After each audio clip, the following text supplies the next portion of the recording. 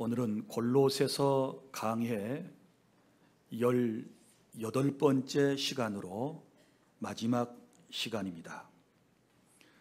오늘 본문 17절에 주 안에서 받은 직분을 삼가 이루라 라고 말씀을 했습니다.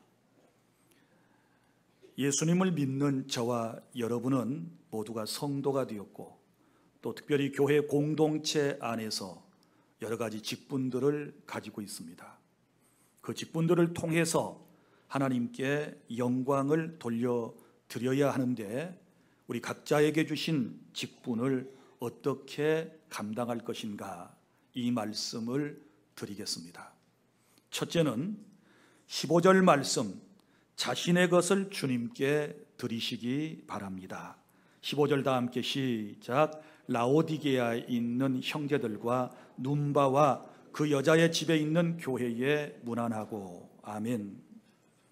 사도 바울은 골로새 교회와 인접해 있는 라오디게아 교회에 먼저 문안을 하고, 그리고 눈바와 그 여자의 집에 있는 교회에게 문안하라, 이렇게 말씀을 했습니다. 여기 눈바라고 하는 분이 나오는데, 이 짧은 구절 속에서 눈바가 어떤 사람인가를 우리가 정리해 보면 이분은 여성이었습니다. 그리고 자기 자신의 집을 가정교회로 제공할 정도로 헌신적인 사람이었다라고 하는 것을 알 수 있습니다. 여러분, 로마 제국의 치하에서, 그리고 수많은 크리스천들이 불이익을 당하고 박해를 당하는 상황 속에서 자기 자신의 집을 예배 처소로 제공한다라고 하는 것은 매우 힘든 일이었습니다.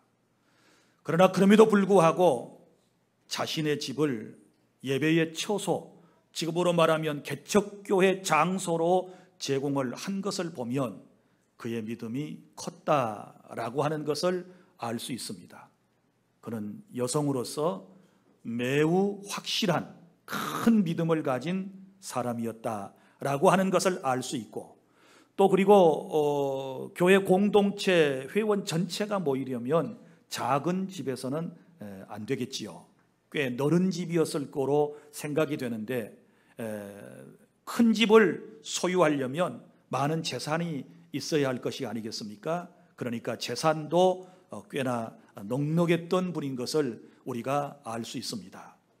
무슨 얘기인가 하면, 여기 나오는 이 분은, 눈바라고 하는 분은 믿음도 확실했고 큰 믿음을 가졌으며, 그리고 또한 부유함을 통해서 하나님께 영광을 돌렸던 정말 균형 잡힌 신앙인이었다라고 하는 것을 알 수 있습니다. 무슨 얘기인가 하면, 자, 믿음도 좋고 그리고 경제적으로도 매우 부유했다. 그러나 우리의 실상을 보면 이런 균형 잡힌 신앙을 찾아보기가 매우 힘듭니다. 한번 보십시오. 어떤 사람들 믿음은 매우 좋은 것처럼 보이는데 경제적으로 매우 어려운 경우가 있는 분들이 있지 않습니까? 반대로 어떤 분들은 경제적인 풍요로움 속에 살아가지만 믿음이 아주 또 빈약한 분들이 있거든요. 그래서 제가 이 골로새서 강의 마지막 부분에서 여러분들에게 축복하는 것은, 우리 주 안의 공동체는 먼저 믿음의 공동체가 되시기를 바랍니다.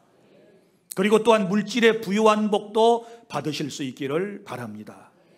모두가 다 하나님께 헌신적인 삶을 살고 하나님께 영광을 돌려드리기 위해서 이런 두 가지 복을 우리가 꼭 받아야 한다는 사실을 믿으시기를 바랍니다. 그리고 당시 초대교회의 모습이 살펴보면 가정교회에서부터 시작되었다라고 하는 것을 알 수 있는데, 예루살렘 교회의 시작은 어디서부터였습니까? 마리아의 집에서, 그의 아들 마가라 하는 요한의 다락방에서부터 교회 공동체가 시작된 것을 볼 수 있지 않습니까? 또 사도행전 16장 11절부터 40절에 보면 바울이 빌립보에 갔을 때에 옷감 장사하는 루디아의 집에서 예배하는 것을 볼 수 있었습니다. 여기도 가정이 교회로 제공되었습니다. 그리고 로마서 6장 23절에는 고린도에서는 가이오의 집에서 하나님께 예배를 드렸고, 고린도전서 16장 19절에 보면 에베소에서는 브리스길라와 아굴라의 집에 모여 교회가 시작되었던 것을 볼 수 있습니다. 그러니까 초대교회는 모두가 다 대부분 가정교회로부터 시작되었다라고 하는 것을 알 수 있지 않습니까? 그런데 가정교회가 탄생이 되려면 여기 나오는 눈밭처럼 이런 헌신이 필요한 것이지요. 하나님께 드리는 마음이 필요한 것 아니겠습니까? 사랑하는 주 안의 성도 여러분, 우리가 하나님께 은혜를 받고 난 이후에, 구원의 은총을 확신하고 난 이후에는 한결같이 우리 마음속에 어떤 마음이 생기던가요? 이런 마음이 생기지요. 주님께서 내게 주신 은혜를 내가 무엇으로 보답할꼬 하는 이런 마음이 마음속에 생기게 되는 것입니다. 그래서 여기 초대교회에 여러 성도들이 은혜를 받고 난 이후에 자기의 집을 하나님의 교회당으로 쓰임받을 수 있도록 기꺼이 헌신했고 또 드렸다는 사실을 우리는 유의 깊게 살펴볼 필요가 있는 것입니다. 사랑하는 주 안의 성도 여러분, 저와 여러분은 예수님을 믿고 성도라고 하는 직분을 가졌습니다. 또 그리고 교회 공동체 안에서는 목사요, 장로요, 집사요, 교사요, 찬양대 등의 직분을 우리는 다 맡았습니다. 이제 저와 여러분은 우리에게 하나님이 주신 것들을 들여서 하나님을 섬기고 하나님의 나라를 확장해 나갈 수 있는 그런 믿음으로 성화되어져야 한다는 사실 또한 기억해 주시기를 바랍니다. 전라북도 김제 금산에 가면 유명한 기역자 형태의 교회당이 있습니다. 1905년도경에 이 교회당이 세워졌다고 그럽니다. 지금도 잘 보존되어서 우리가 금산에 가면 이 금산교회당을 여러분들이 둘러보실 수가 있습니다. 당시에 기역자 형태의 교회당을 지었다는 것은 유교문화권 속에서 남녀가 유별했기 때문에 한 장소에서 남자와 여자가 예배할 수 없다. 그래서 기역자 형태를 만들고 남자는 남자, 여자는 여자. 그래서 서로가 볼 수 없도록 만들고 목사님은 그 가운데 서서 설교를 했던 것을 볼 수 있습니다. 자, 그런데 이 금산교회가 어떻게 생겨졌느냐, 이 얘기를 간략하게 여러분들에게 소개를 해드리도록 하겠습니다. 그러니까 1900년경에 우리나라의 1900년경에 그 고을의 지주 조덕삼이라고 하는 분이 계셨습니다. 이분은 비단을 팔며 마방을 운영하던 분이었습니다. 마방이라고 하는 것은 마국간을 갖춘 주막집을 마방이라고 하는 것입니다. 그리고 많은 돈을 벌었습니다. 땅을 많이 사들여서 지주가 되었습니다. 그런데 그의 집안은 대대로 유교를 신봉하는 집안이었습니다. 그런데 어느 날 그 마방에 미국인 선교사 테이트라고 하는 분이 찾아와서 묻게 됩니다. 우리 한국 이름으로는 최의덕 선교사라고 그럽니다. 이 선교사는 그에게 복음을 전했습니다. 예수 그리스도를 그에게 전했습니다. 그랬더니 하나님의 은혜가 임해서 이분이 예수님을 구주로 영접하게 된 줄 믿으시기를 바랍니다. 그리고 선교사는 그에게 말했습니다. 지금 조선 민족이 이렇게 어려움을 겪고 세상을 살아가고 있는데 이 민족이 잘 사는 비결, 이 민족이 복받는 비결은 마을마다 교회당을 세워서 하나님을 잘 섬겨야 된다라고 말해 주었습니다. 그때에 이 조덕삼이라고 하는 분이 기꺼이 자기 집 사랑채를 제공을 하게 됩니다. 그래서 사랑채에서부터 금산교회가 시작이 된 것입니다. 하나님께서 내게 주신 은혜를 내가 무엇으로 보답할꼬 하는 마음을 가지고 그는 자기의 집을 예배의 처소로 제공을 했던 것입니다. 지금도 그때의 교회가 남아있다고 그랬습니다. 기역자 형태의 유명한 교회당이 대한민국에 몇 개가 있는데 이 금산교회는 정말 많은 사람들이 한 번쯤은 둘러보아야 할 너무나도 복된 교회당이다라고 하는 사실을 여러분들에게 말씀을 드립니다. 그리고 이 조덕삼 지주는 나중에 그 교회의 장로님이 되십니다. 장로님이 되셔서 그 교회를 섬기게 되는데 또 자기 집에 저 경상도 거제도 출신의 이자익이라고 하는 젊은이가 너무 그쪽 지역이 먹고 살기 힘드니까 저 전라도 땅에 가면 굶어 죽지는 않는다 그러더라 라고 하는 소식을 듣고 김제에 와서 그 집에서 머슴 노릇을 하게 됩니다. 그런데 이 주인과 지주와 그리고 이 머슴살이를 했던 분이 예수님을 구주로 함께 영접을 해요. 그리고 먼저 이제 교회를 세워나가는데 이 머슴살이를 하던 분이 먼저 장로로 피택이 되고 조덕삼씨는 떨어지게 돼요. 그럼에도 불구하고 이분은 정말 너그러운 마음을 가지고 자기의 모습 출신인 이분을 신학교에 보내게 돼요. 그래서 목사님이 되는데 그분의 이름이 이자익 목사님이고 우리 대한예수교 장로회 총회장을 2번씩이나 지내는 인물이 되는 것입니다. 정말 아름다운 역사를 가지고 있는 교회가 바로 금산교회입니다. 그리고 세월이 흘러서 이 조덕삼 장로님의 후손 가운데 여러분이 기억하시겠지만은 여기에서 조세형 장로님이 나옵니다. 이분은 국회의원 출신이지요. 4선 의원을 지내셨는데 10대에 그리고 13, 14, 15대 이렇게 국회의원을 지내고 1909년도에 이 세상을 떠났습니다. 이분이 바로 이 교회 출신입니다. 사랑하는 주 안의 성도 여러분, 주님을 만난 이후에 정말 헌신적인 삶을 살아왔던 이런 분들의 이야기를 들으면서 여러분 마음속에 어떤 깨달음이 생겨지지 않습니까? 인생은 누구나 이 세상에 왔다가 다 언젠가는 떠나야 할 인생이고 우리는 떠나면서 다 흔적을 남기고 가야 된다는 사실을 여러분이 기억해 주시기를 바랍니다. 방랑신 김삿갓의 얘기에 이런 얘기가 나오지 않습니까? 이분이 어느 날 한 고을을 지나가다가 한 집에 들렸는데 그 집에 초상이 났습니다. 가서 이 얘기를 들어보니 아버지가 돌아가셨는데 아들이 삼형제가 있었습니다. 이 삼형제가 김삿갓에게 아버지 묘비에 새길 글을 좀 지어주십시오라고 부탁을 했습니다. 그래서 세 아들에게 물어봤습니다. 아버님께서 평소에 어떻게 사셨습니까? 라고 물어봤더니 이 아들들이 고민을 하기 시작합니다.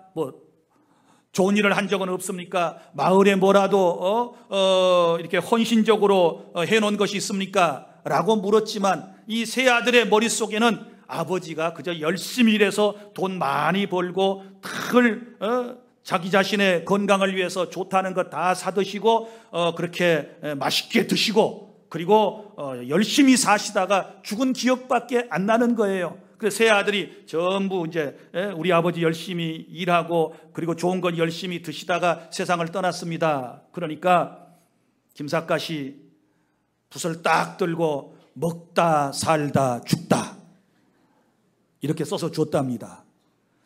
그래서 그 아들들이 이제 비문으로 진짜 새겼는지는 모르겠지만 우리 인생이 이래서는 안 되지요. 세상에 와서 자기 자신만을 위하여 먹고 살다가 떠나버린다면 그게 무슨 인생이겠습니까? 우리 인생은 만물의 영장이라고 그러지 않습니까? 하나님의 형상대로 우리가 지음을 받지 않았습니까? 예수 그리스도의 특별한 은총을 통하여 우리가 구원받고 지금까지 살아오고 있지 않습니까? 뭔가 아름다운 흔적을 남기고 이 세상을 떠날 준비를 저와 여러분은 해야 될 줄 믿으시기를 바랍니다. 여기 눈바라든지 가이오라든지 브리스길라와 아굴라라든지 사도 바울이라든지 나중에 나는 아키뽀라든지 이런 모든 분들은 그들의 아름다운 행적과 이름을 성경에까지 남기고 갔습니다. 여러분, 내가 지금 세상을 떠나면 여러분의 후손들이 여러분을 어떻게 평가할 것인가? 오늘 저녁에 잠자리에 누워서 오늘 이 잠자는 이 시간이 내 인생의 마지막이다 라고 생각을 하고 정상적으로 여러분의 삶을 한번 여러분이 평가해 보시기를 바랍니다. 사람들이 나를 뭐라고 얘기할까? 먹다 살다 죽다? 열심히 일한 거 좋습니다. 그런데 열심히 일해서 집 좀 넓히고 좋은 차 사고 여유가 생기니까 휴가철에 이곳저곳 해외여행하고 가족들끼리 즐기고 그렇게 살다가 세상을 떠나는 그것이 하나님께서 우리를 구원하신 목적이라고 생각하십니까? 절대로 그렇지 않습니다. 우리는 하나님의 영광을 위하여 하나님을 기쁘시게 하고 사람을 행복하게 하는 이런 삶을 살다가 우리는 주님 앞에 서야 한다는 사실을 여러분 기억해 주시기를 바랍니다. 우리가 얼마나 더 살는지 아무도 예측할 수 없습니다. 아무도 10년, 20년 더 살 거라고 장담할 수 있는 인생이 어디에 있겠습니까?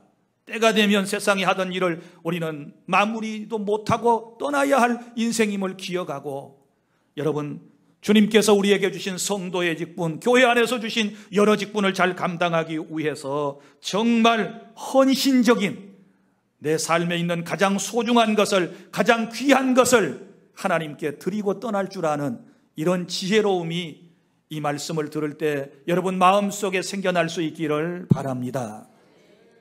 둘째로, 주 안에서 받은 직분을 이루려면 어떻게 할까요? 16절입니다. 하나님의 말씀을 읽으시기를 바랍니다.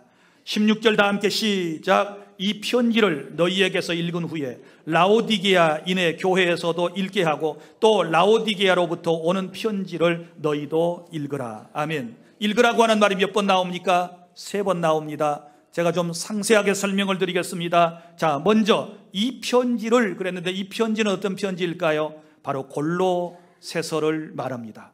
사도 바울이 로마 감옥에서 골로새 교회의 형편을 그 교회 개척을 했던 에바브라라고 하는 목회자에게 듣고서 지금 편지를 저 이탈리아 로마에서 어디까지 보내요? 터키의 중앙부에 있는 골로새라고 하는 지역에 있는 성도들에게 편지를 썼고, 이 편지를 전달했던 분이 누구라고 그랬습니까? 두기고라고 하는 사람이라고 말씀을 드렸지 않았습니까? 그래서 이 편지를 너희에게도 읽은 후에 라오디게아인의 교회에서 읽게 하라. 이 말은 이 편지가 회람서신이었다 그 말이죠. 돌려가면서 읽는 것입니다. 그러면 자, 먼저 어떻게 하느냐? 개인이 물론 읽을 수도 있겠지만 여기서 말씀을 하는 읽게 하고 읽으라, 이 말의 앞에를 보세요. 복수로 되어 있습니다. 이 편지를 너희에게서 읽은 후에, 이 말은 골로새 교회 신자들이 모여있는 가운데 그 교회 지도자가 낭송을 하는 것입니다. 이걸 읽어주는 것입니다. 지금 제가 설교하듯이. 그러면 한 사람이 읽어줄 때 전체가 이 골로새에 보내는 편지 글을 이제 듣게 되는 것이지요. 이걸 말해요. 그러면 자, 그 한 교회에서 읽었으면 또 어떡합니까? 어디로 보내요? 라오디게아인의 교회에서도 읽게 하고, 그럼 라오디아는 어디 있습니까? 골로새에서 서쪽으로 약간 밑으로 내려가면 거기 히에라볼리가 있고, 그리고 라오디게아, 우리 소아시아 7교회 요한계시록에 나오는 그 교회가 거기 있습니다. 그러니까 골로새에서 다 읽고 난 다음에 또 어디로 가요? 그 편지는 라오디게아로 가는 것입니다. 그러면 라오디게아 교회에 가서도 어떻게 해요? 지도자가 회중들에게 낭독을 하게 되면 그때 하나님의 말씀을 듣고 은혜를 받는 것이지요. 그리고 또 보세요. 반대로 어디서 오는 편지도 있습니까? 라오디게아로부터 오는 편지를 너희도 읽으라. 그러면 이건 또 다른 편지일 텐데, 또 다른 성경일 텐데, 많은 사람들은 확실하지는 않지만 성경을 이제 공부를 하시는 분들은 에베소서로 추론을 합니다. 그래서 에베소서가 이리저리 이제 돌려서 읽는 그런 회람서신이었기 때문에 그쪽에서부터 오면 골로새 교회 교인들이 또 그 편지를 읽는 것입니다.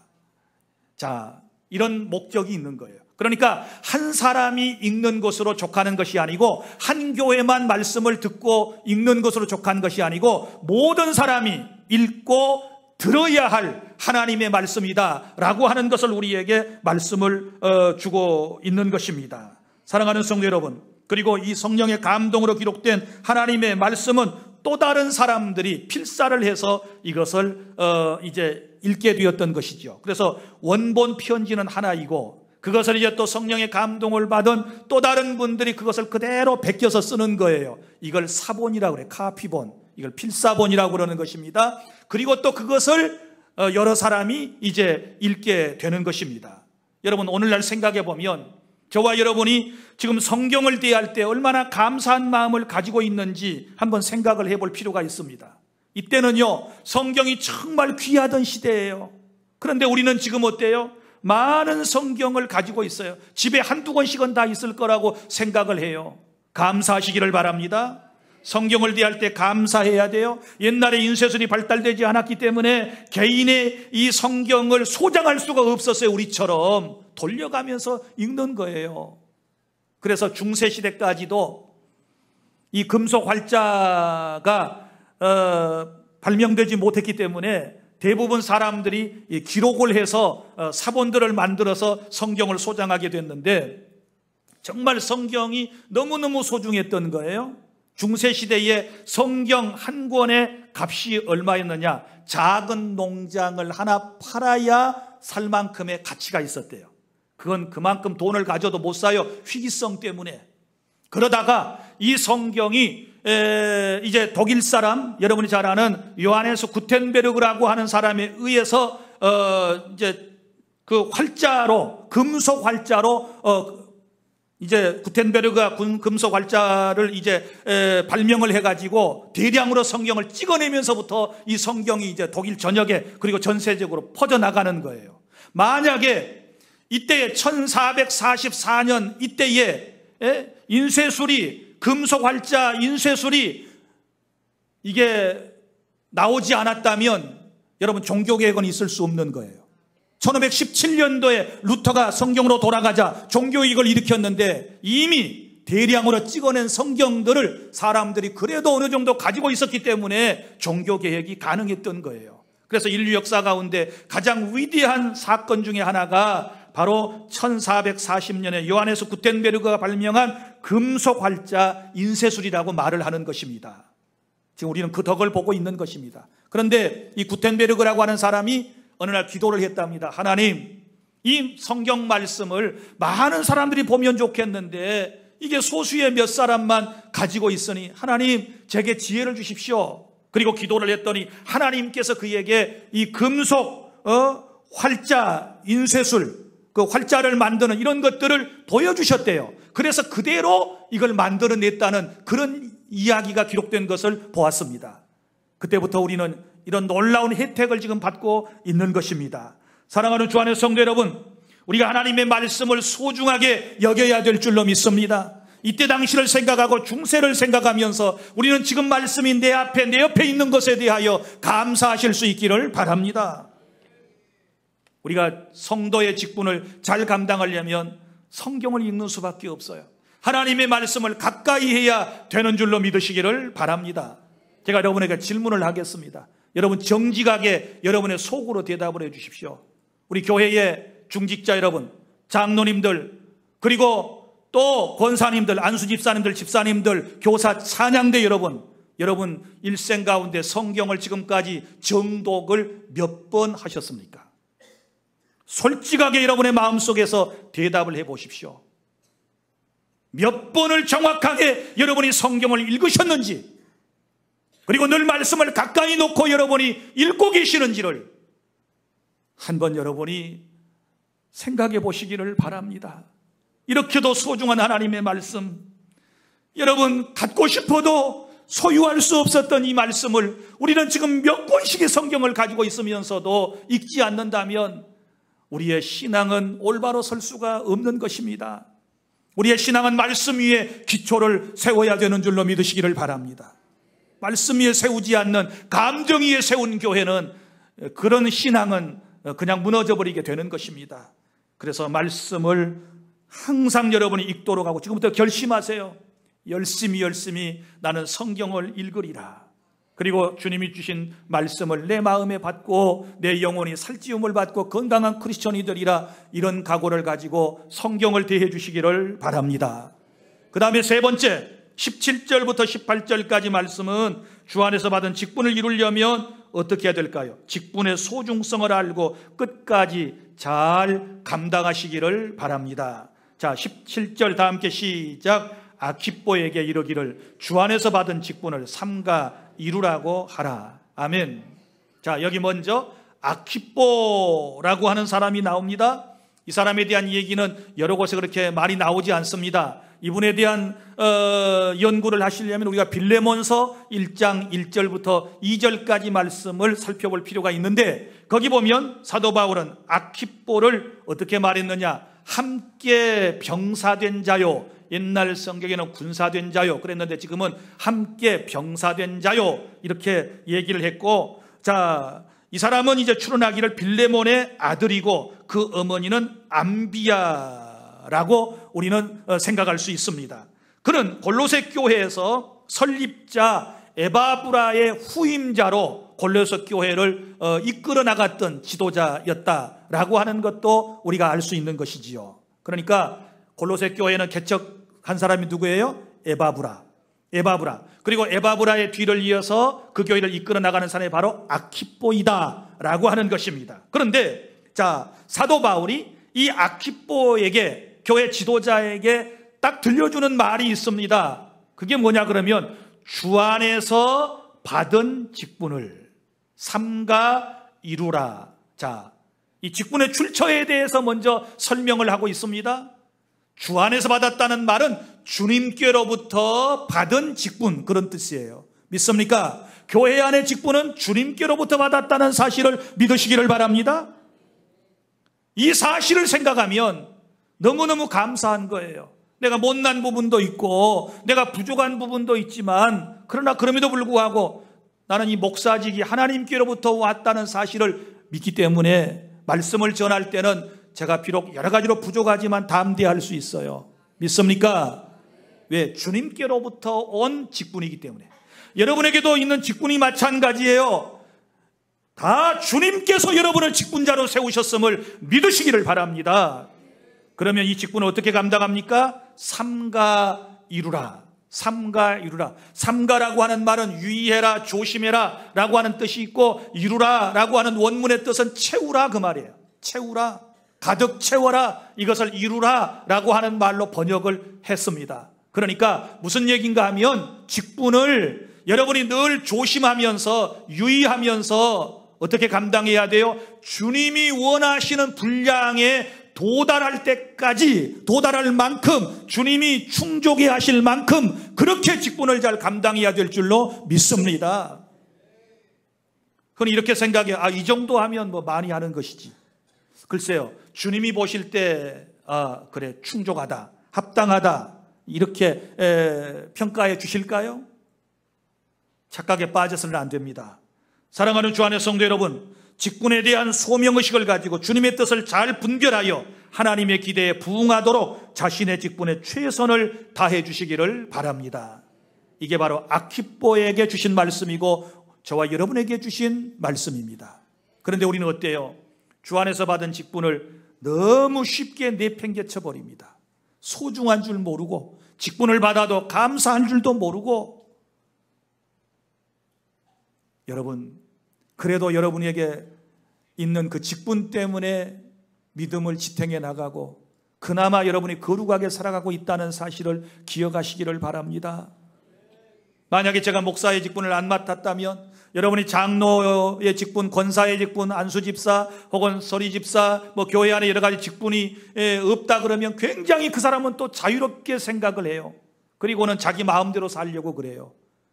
그나마 감사한 것은 내게 있는 직분 때문에 우리가 항상 조심하며 유의하며 살아가고 있음에 대해서 감사하시기를 바랍니다.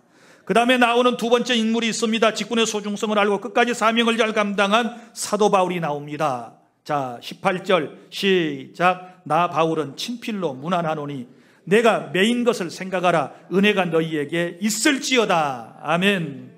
나 바울은 친필로 문안한다 그랬습니다. 자, 무슨 의미가 있을까요?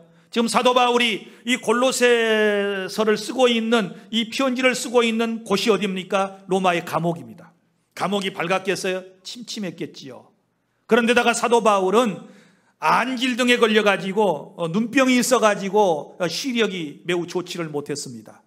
자, 하나님께서 그에게 성령의 감동을 통하여 말씀을 주시면 사도 바울이 불러줍니다. 그러면 누군가가 옆에서 대피라는 사람이 그걸 씁니다. 한 소절을 쓰고 난 다음에 성령의 감동으로 말씀이 제대로 기록되었는가를 또 성령의 확인을 받고 또 사도 바울이 확인을 하면서 기록을 했을 것입니다. 그리고 다 기록을 하고 난 이후에 맨 끝에는 나 바울은 친필로 문안한다, 이 말을 그 어두운 데서 눈도 잘 보이지 않는데 자기 손으로 쓰는 것입니다. 왜냐하면 당시에 문서들 가운데, 편지글 가운데 위조된 것들이 많이 있었거든요. 위조된 것들이 많이 있었어요. 공문서 가운데 특별히. 그래서 반드시 자필 서명을 끝부분에서는 하는 것입니다. 눈이 좋으면 처음부터 끝까지 자기 손으로 쓰면 더 확실하겠지요. 그러나 바울은 그렇게 쓸 수 없었기 때문에 다른 사람이 대필해주고 끝부분에 가서 나 바울은 친필로 문안한다 이렇게 기록을 하게 된 거예요. 이해가 되셨습니까? 자, 사랑하는 성도 여러분, 이제 우리는 정말 이 하나님의 말씀을 받으면서 또 생각해야 할 것이 있는데, 여기 내가 메인 것을 생각하라. 골로새 교회의 편지를 쓰면서 내가 메인 것을 생각하라 그랬는데 이 말이 무슨 말이에요? 내가 지금 감옥에 매여 있는 것을 생각해라. 너희들의 얘기를 들으니까 너희들 경제적으로 어렵다고 하는 얘기도 들었어. 너희들 가운데 이단이 나와가지고 율법을 지켜야, 할례를 지켜야 구원받는다. 또 신비적인 체험을 해서 천사를 만나야 된다. 혹은 또 헬라의 영향을 받아가지고 금욕을 해야 하나님을 제대로 섬기는 것이다. 이렇게 말하는 사람이 있어서 너희들이 힘들겠지만, 그러나 나를 생각해봐. 나는 감옥에 있으면서도 내 믿음을 지키고 있다. 그런 뜻이에요. 믿습니까? 그래서 우리는 내 신앙생활이 힘들고 어려울 때마다, 내 삶이 힘들고 어려울 때마다 나보다 더 힘든 사람들을 한번 생각해 볼 필요가 있어요. 믿습니까? 나보다도 고통 가운데서 주님을 섬기는 사람들을 여러분이 생각하면서 모든 어려움을 참아내고 이겨내고 승리하는 여러분이 되시기를 바랍니다. 사도 바울은 주신 사명을 끝까지 잘 감당한 하나님의 종입니다. 디모데후서 4장 7절부터 8절 말씀에 이런 말씀이 기록되어 있습니다. 나는 선한 싸움을 싸우고 나의 달려갈 길을 다 마치고 믿음을 지켰으니, 시작. 이제 후로는 나를 위하여 의의 면류관이 예비되었으므로 주 곧 의로우신 재판장이 그날에 내게 주실 것이며 내게만 아니라 주의 나타나심을 사모하는 모든 자에게도니라. 아멘. 여기 중요한 말씀. 나는 선한 싸움을 싸우고 나의 달려갈 길을 다 마치고 믿음을 지켰으니, 이런 은혜가 있기를 바랍니다. 자신의 사명을 끝까지 잘 감당하시기를 바랍니다. 여러분 주변의 사람들 한번 보세요. 1월 첫 주에는 처음에 임명을 받고 찬양대도 많고 교사들도 많고 여기저기 많은 직분자가 있는 것처럼 보입니다. 그러다가 한 6월 정도 지나서 지금 7월 8월 되니까 하나씩 둘씩 이제 안 보입니다. 어디 갔습니까? 반년밖에 되지 않았는데 아직도 12월까지 가려면 멀었는데 끝까지 감당하지 못하고 도중에 하차해버리는 대마와 같은 사람들이 너무너무 많이 있어요. 사랑하는 주 안의 성도 여러분, 신앙생활은 끝까지입니다. 직분은 끝까지 감당해야 될 줄 믿습니다. 우리 연약하니까 늘 그만두고 싶을 때 있지요. 더 이상 하고 싶지 않을 때 있을 거예요.